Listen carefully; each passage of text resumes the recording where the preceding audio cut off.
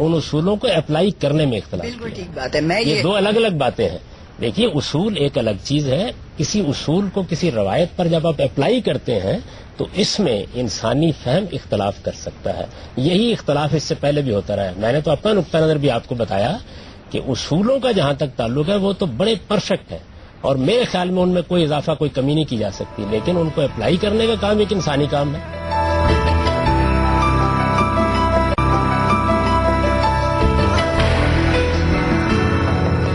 اگر ہم کسی روایت پہ ذوف کا حکم لگاتے ہیں یا ہم سمجھتے ہیں کہ محدثین اس کو صحیح طرح سمجھ نہیں سکے، اور بخاری میں ہے یا مسلم میں روایت آتی ہے، ہم کہتے ہیں کہ یہ محدثین کے فہم میں جو ہے نا وہ کمی رہ گئی ہے، تو پھر کیا اس کا مطلب یہ نہیں ہے کہ امت پورے 1000 سال تک ایک حدیث کو دین کے طور پر لیتی رہی ہے، لیکن آج کا ایک نیا محقق اٹھ کے کہتا ہے کہ وہ دین نہیں ہے، یا محدثین نے ایک چیز کو دین کے طور پر امت میں نقل نہیں کیا، اور آج ہم اپنے اصولوں کو استعمال کرتے ہوئے یا اپنی عقل اور فکر کو استعمال کرتے ہوئے اسے دین کے طور پر پیش کر سکتے ہیں، تو کیا امت 1000 سال کا عرصہ غیر دین کو دین سمجھتی رہی ہے؟ سوال یہ ہے صرف۔ میرا خیال یہ ہے کہ آپ نے میری بات سننے کی زحمت ہی گوارا نہیں کی۔ اصول ایک چیز ہے، ان اصولوں کا جب اطلاق کیا جائے گا تو علامہ ناصرالدین البانی نے کوئی نئے اصول نہیں دریافت کیے، لیکن ایسی بہت سی روایتیں ہیں جن کو مثلا ترمذی حسن قرار دیتے ہیں اور علامہ ناصرالدین البانی ضعیف کہتے ہیں، ایسی روایتیں جن کو ترمذی ضعیف قرار دیتے ہیں اور ناصرالدین البانی ان کو صحیح یا حسن قرار دیتے ہیں۔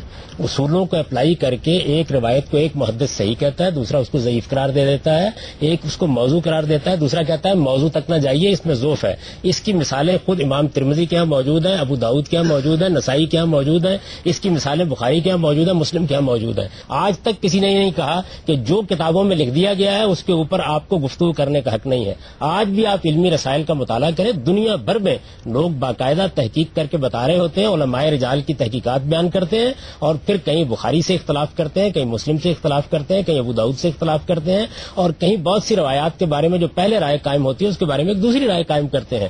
یہ تو علم کی دنیا کا ایک مسلمہ ہے، اس کے اندر کبھی کوئی تبدیلی نہیں آتی۔ میرا خیال یہ ہے کہ آپ کو اس کو بہت وسعت کے ساتھ مطالعہ کرنا چاہیے۔ آپ کے علم میں ہونا چاہیے کہ امام بخاری کی روایتوں کے اوپر دارقطنی کی تنقیدات کیا ہے، ذرا ان کو مطالعہ کریں اور دیکھیں کیا تنقیدات ہیں، وہ لکھی ہوئی موجود ہے۔ اس وقت فتح الباری جو ہے اس کے آخر میں باقاعدہ لگا دیا جاتا ہے اس کو، اور اس میں کیا کیا انہوں نے، اس میں انہوں نے یہ بیان کیا ہے کہ جو اصول قائم کیے گئے ان اصولوں کے اطلاق میں یہاں مجھے اختلاف ہے، ہم اس سے اختلاف بھی کر سکتے ہیں، اتفاق بھی کر سکتے ہیں، لیکن ایک زندہ انسانی کام ہے، اس انسانی کام کو خدائی کام نہ بنائیے۔ انسان غلطی کرتے ہیں اور دوسرے اس کی تصحیح کرتے رہتے ہیں، ورنہ تو محدثین اتنی بڑی تعداد میں پیدا ہونے کی ضرورت ہی نہیں تھی۔ امام مالک نے ایک کام کر دیا بس کافی تھی، اس کے بعد کسی دوسرے آدمی کو حرف بھی نہیں رکھنا چاہیے تھا اس کے اوپر۔ پھر سوال یہ ہے کہ حدیث کو مرتب کرنے کے اصول مرتب کیے گئے، پھر اس کی اپلیکیشن کی کمپلیکیشنز علیحدہ ہیں۔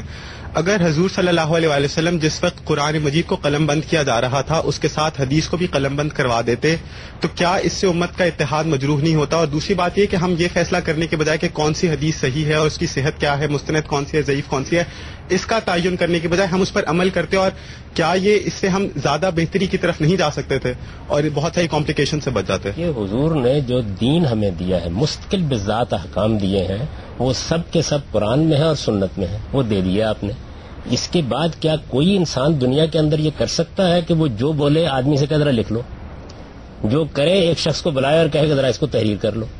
یہ تو اتنا مصنوعی کام ہوتا کہ میرا خیال یہ ہے کہ ہم پیغمبر کی شخصیت ہی سے محروم ہو جاتے ہیں۔ یہ تو اصل میں رسالت مآب صلی اللہ علیہ وسلم کی زندگی کا وہ غیر معمولی تاریخی ریکارڈ ہے جو ایسے ہی مرتب ہونا تھا۔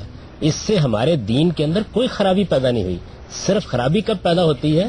جب ہم افراط و تفریط سے کام لیتے ہیں، یعنی ہم قرآن کی جگہ حدیث کو دے دیتے ہیں، حدیث کی جگہ قرآن کو دے دیتے ہیں۔ جب ہم کسی صاحب علم کے کیے ہوئے کام کے بارے میں ایسے متعصب ہو جاتے ہیں کہ اس پر ادنا درجے کی تنقید وغیرہ کرنے کے لیے تیار نہیں ہوتے۔ رسالت مآب صلی اللہ علیہ وسلم کی شخصیت ہو یا کسی دوسرے پیغمبر کی شخصیت، دیکھنے والے ہی اس کو بیان کریں گے۔ دین دینے کا کام آپ نے کیا، وہ اجماع اور تواتر سے منتقل ہو گیا، اس میں کوئی اختلاف نہیں ہے، وہ بغیر نزاع کے ہم تک پہنچا ہے، اس کی ایک ایک چیز بالکل محفوظ ہے، اس پر کوئی بحث ہی نہیں ہوتی۔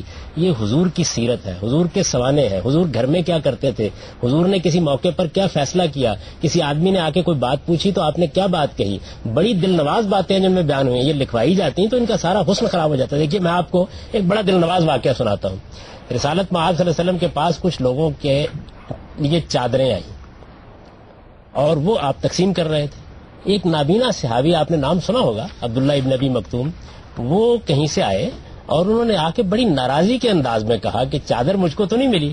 تو آپ نے ان کے کندھے پر ہاتھ رکھا اور کہا میں نے تمہارے لیے چھپا کر رکھی ہوئی. اب یہ جو ایک دل نواز واقعہ ہے، پیغمبر کی محبت ہے، شفقت ہے، اس کو کیا آپ کا خیال یہ ہے کہ ایک کمپیوٹر ساتھ رکھ دیا جاتا اور وہ لکھتا رہتا؟ یہ ساری باتیں اصل میں شخصیت کا حسن منتقل کرتی ہیں. کسی وقت کوئی گھر میں بات ہوئی ہے، کسی وقت کسی شخص کے ساتھ کوئی لطیف جملہ آپ نے بول دیا ہے، ان کو محفوظ کیا گیا ہے. آپ دو باتوں کو الگ کیجئے. اللہ کی کتاب آپ بالکل محفوظ شکل میں آپ کو دے گئے، کوئی نزاع نہیں ہے. سنت پوری کی پوری محفوظ شکل میں آپ تک پہنچ گئی، کوئی نزاع نہیں، دین مکمل ہو گیا. اس کے بعد اس کی تفہیم و تبیین ہے، آپ کے اسوہ حسنہ کا بیان ہے، آپ کی سیرت و سوانح ہے، اس کی ہزاروں جہتیں ہیں.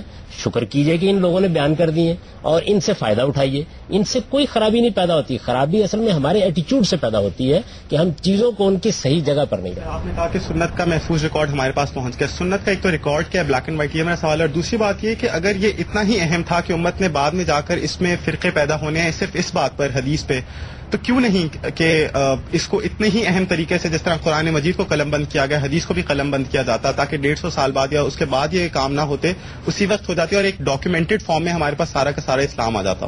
دو باتوں کو الگ الگ کیجیے. یعنی جہاں تک دین کا تعلق ہے، میں نے آپ سے عرض کر دیا کہ وہ پورا کا پورا محفوظ ہے. فرقے پیدا ہونے کا کام تو قرآن مجید بھی نہیں روک سکتا. اس کی وجہ یہ ہے کہ لوگ قرآن کو سمجھنے کے معاملے میں اختلاف کریں گے اور وہاں سے فرقہ بندی پیدا ہو جائے گی. اصل میں فرقہ بندی کیسے پیدا ہوتی ہے؟ فرقہ بندی اختلاف کرنے سے نہیں ہوتی. میں نے قرآن مجید کی ایک آیت کو سمجھایا، اب حدیث کو ذرا تھوڑی دیر کے لیے الگ رکھ دیجیے. آپ نے قرآن کی وہی آیت سمجھی اور آپ کا فہم مجھ سے مختلف ہے. ایک رویہ یہ ہے کہ میں آپ سے یہ کہوں جی میں اس کو ایسے سمجھتا ہوں، میرے نزدیک یہ بات یوں ہے، میں آپ کی دلیل میں یہ خامی پاتا ہوں اور آپ کا حق مانتا ہوں کہ آپ بھی اپنی رائے پر قائم رہ سکتے ہیں. کوئی خرابی نہیں پیدا ہوگی، کوئی فرقہ بندی پیدا نہیں ہوگی، علم آگے بڑھے گا. میں آپ سے استفادہ کروں گا، آپ مجھ سے استفادہ کریں گے. ایک دوسری چیز یہ کہ میں اپنے فہم کو حتمی قرار دے دوں.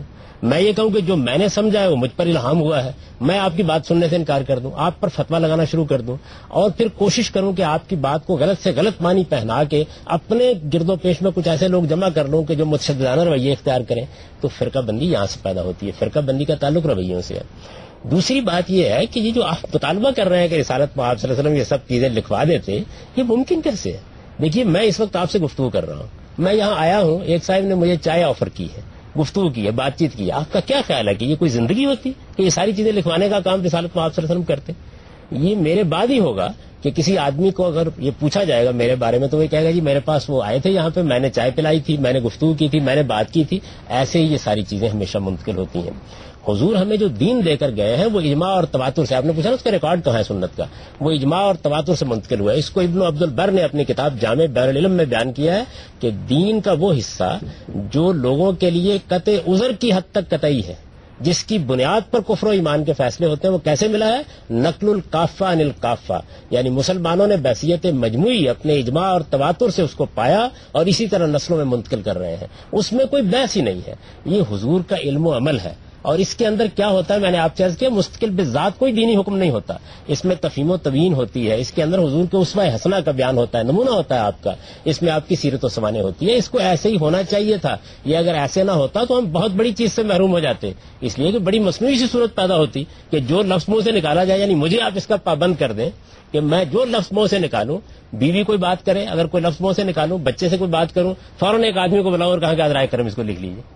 تو آپ سوچتے ہیں تھوڑی دیر کے لیے کیا ہو جائے گا اس کے نتیجے میں، کیا چیز وجود میں آئے گی؟ اس کو فطری طور پر ایسے ہی ہونا تھا. ناظرین، قرآن مجید 14 صدیاں گزرنے کے باوجود بھی ایک غیر متغیر حالت میں مسلمانوں کے پاس موجود ہے. اسی لیے دین کی مکمل روح کا عقلی اکتساب اس کے ذریعے ممکن ہے. اسی لیے قرین از قیاس یہی ہے کہ دین کے فہم میں قرآن کو مقدم رکھتے ہوئے صرف ان مسلمہ احادیث سے استفادہ کیا جائے جو صحت حدیث کے مسلمہ معیارات پر پورا اترتی ہوں. مسلمانوں کا مشترکہ مذہبی ورثہ نہ صرف ان کی میراث ہے بلکہ اس کی غیر متغیر اساس اور عمارت کی تمام انسانوں کو منتقلی ان کا فرض اولین بھی ہے. اگلے پروگرام میں ہم حدیث سے متعلق اپنی اس گفتگو کو مزید آگے بڑھائیں گے. تب تک کے لیے مجھے اور پروگرام غامدی کی پوری ٹیم کو اجازت دیجیے. خدا حافظ.